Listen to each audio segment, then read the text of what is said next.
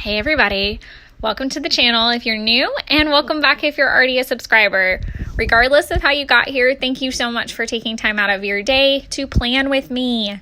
Today we're going to be working in my Hobonichi Techo Cousin Avec. Wow, what a mouthful. If you're not familiar with Hobonichi, it's fantastic, clearly biased and unsponsored. I switched to Hobonichi back in 2018 and I've never looked back. I adore it. I love the Tomoe River paper for all of the flexibility it gives me from an artist standpoint, but I also love how the planner itself is set up, and I can officially say that I found planner peace with it. So if you guys were looking for an endorsement, there it was. What I am doing in the video right now is sticking down some beautiful collage paper from Tim Holtz. I believe this is called the Botanical Collage Paper. Don't quote me. Pretty sure though. I loved this black and white kind of horticulture vibe that it had, and I knew I wanted a gardening theme for April. Gardening is definitely on the forefront of my mind as I get into April the last couple years. Whether it's getting out in the yard and helping my boyfriend with yard work, or whether it is being a succulent mom, which is a new thing to me and I adore it. It's given me such a great dirt-filled outlet, and I'm so proud of my arrangements. I'm very excited to pull everybody out in the next couple weeks, let them get some sun and some pollen, and also just get some nice, lovely rain, natural rain. I'll be working on possibly fertilizing them soon as well, and just seeing kind of the carnage of what was left after the fall. I know I've got some guys that didn't make it, but I do have a lot that was propagated and turned out just fine.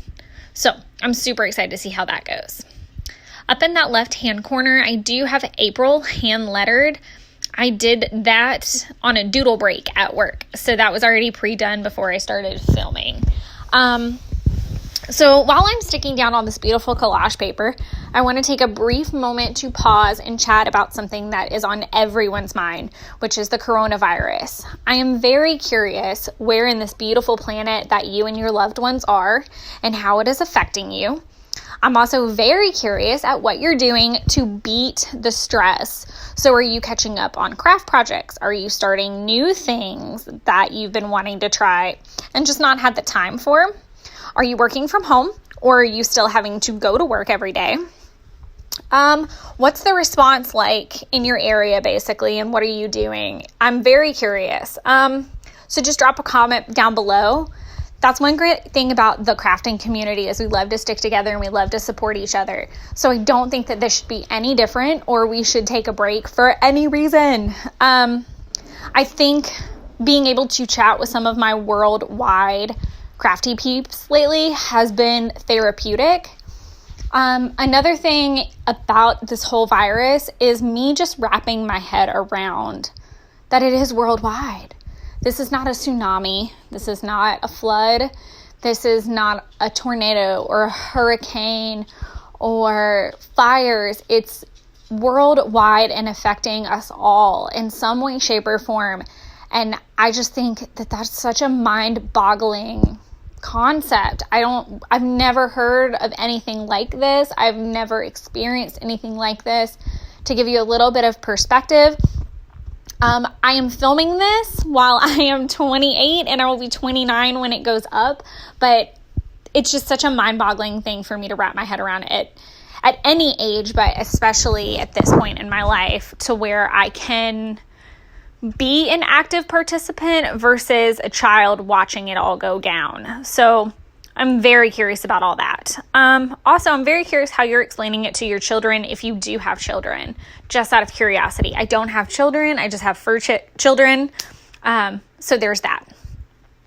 Backing up just a little bit now that I've gone on a coronavirus rant, I did hand letter that previous to the video, but I used my Micron 01 pen to go over it. I love them because they are archival and they are waterproof, and the 01 to me is my perfect point, so I love that one. And then I filled it in with my Prismacolor black brush pen. I love Prismacolor brush pens. They're like the perfect hard soft combo, at least for me. I'm not the best brush letterer, I'll admit to that. I do a lot of faux calligraphy, I guess, where I'll do it in pencil, edit it, whatever, and then draw over it. Now to carry over to this guy. So this is the beginning of my monthly daily pages. You normally get like one blank page to start your month. I knew going into this year, I kind of wanted to change how I approach that page, because in the past, I haven't really loved what I've done with it. I've done everything from recaps to, I think mostly I've just used it to recap and sometimes rant a little bit.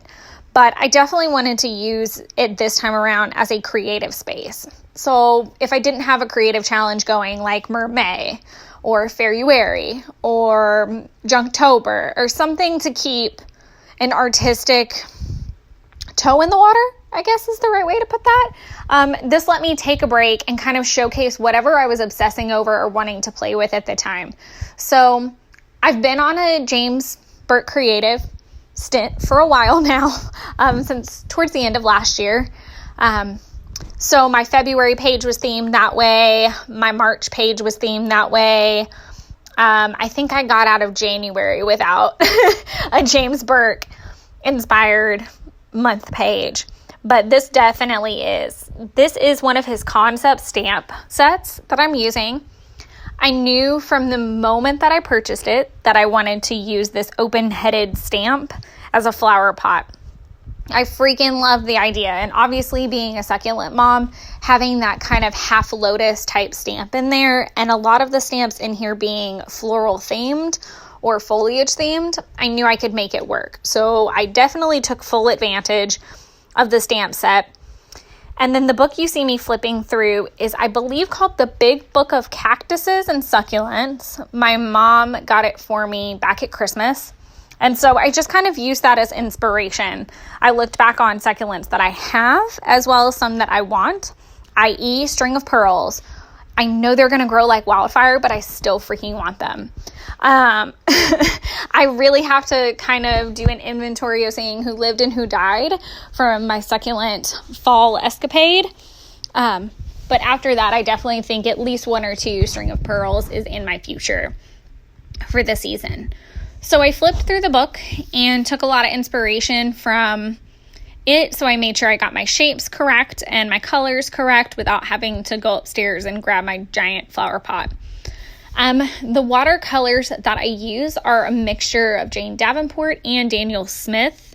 I really enjoy both of them. I do have to say that the Jane Davenport and I get along a little bit better. I feel like they're a little bit more user-friendly, and I really enjoy the pigments of them. I hope to see more sets from her in the future, but certainly love the 3 sets that she's come out with so far. I have all 3, and I've fit them all into this beautiful watercolor palette that I have off to the side. But it's definitely been nice to have them all in one place now. You'll see me flipping through the book a little bit just for various and sundry colors and inspiration. I was being very impatient and not letting things dry in between, as well as I probably should have. So there was a little bit of a fight with some of the colors and some of the finished succulents. One thing that I am enjoying a lot about watching James Burke is seeing how he uses stamps to kind of cheat his way through the base of something and being able to fast forward to the more creative element. Like I said, I used the stamp to do the flower pot itself, and then I used a couple stamps to fill in where I knew I wanted a couple echeverias, and then just drew from there for the most part. And it saved me so much time and energy, but it also allowed for me to really enjoy the creative process instead of getting very frustrated with getting a sketch down and getting it to the level that I wanted it at before I dove into paint. I'm all about trying to get to paint as quickly as humanly possible in most cases.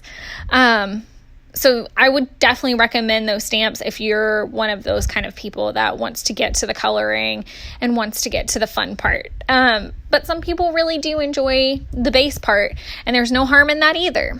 I definitely think it's helping me be more creative overall and have the time, because we don't all have the time to sketch out that base and then get color on it as much as we would like, I'm sure. But I definitely enjoyed using this beautiful stamp set, as well as combining something that I love very much, which is my lovely succulent babes. So you'll just see me adding tons of detail here and there with inspiration abound. I am curious also if any of you have a gardening ability and what you garden. Are there succulent moms out there, or are you guys better with fruits and vegetables or other plants? Very curious about that as well. If you have a green thumb or even a pinky. Sorry about all the guest appearances of my hair. I did not realize I was leaning over so much until I started watching the video when I was editing it and putting it all together. So I'm very sorry about that. There's lots of frizzy, messy, non-product hair all up in this video. So just talking about some of the succulents I did choose and that I have, obviously I've got some Panda in there. I have the Desert Surprise. I have a couple of my Echeverias in there. My Crassula that I had to chop down somewhere in the middle of winter because it was just taking over the entire pot.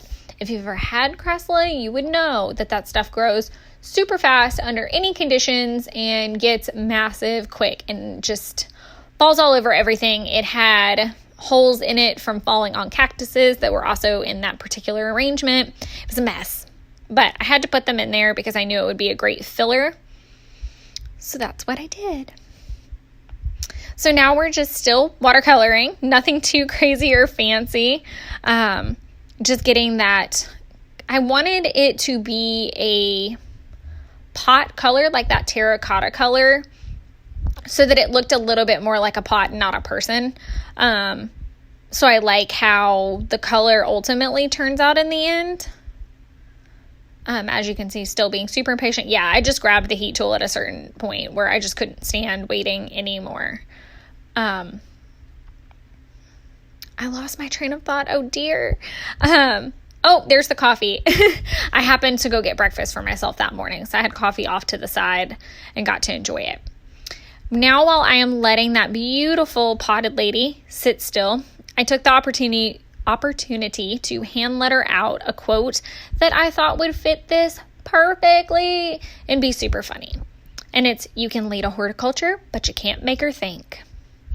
I love it. I have it as a stamp somewhere that my mom's got me, but I had no idea where the stamp was. And I thought some hand lettering would just make it a little bit cleaner, take up a little bit more room, and just give me a little bit of a good practice. As you can see, I'm going over it. Oh, that's my whole head. You can lead hard. I love it.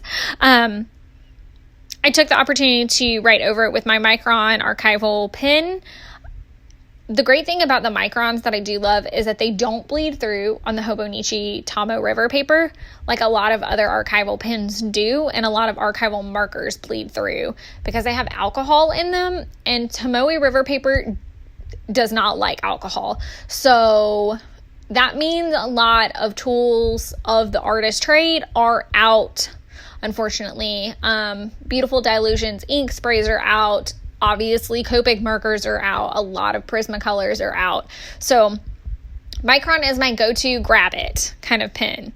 After I finished hand lettering, I went ahead and went back with my pencil and kind of darkened up a couple areas so that I wouldn't have to go over it with a pen necessarily, and it would still show up and have that detail, but it wouldn't be super dark. I was very careful to balance the gray with the black and the white and the color. I think that's something that I struggle with the most, is just getting heavy-handed with the black every once in a while. Kind of reminds me of high school where I wore bottom black liner and didn't know how to do my top liner for a while. So it was just like this absurdly dark undercircle situation. Anyways, that's not what we come here for. We come here for art. Side note, and definitely squirrel.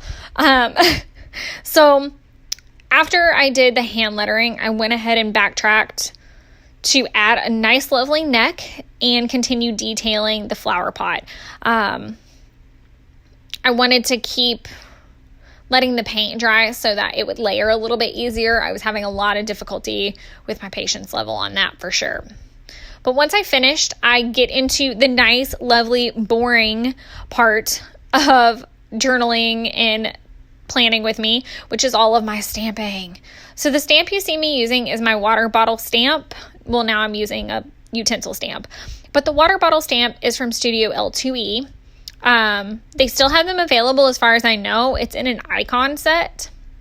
The utensil set as well as the film strip that you'll see me use later are both from Studio Calico and no longer available. They are from old sets that I have back from maybe 2016. It may even be even farther back than that. It might be 2014 or 15, to be honest.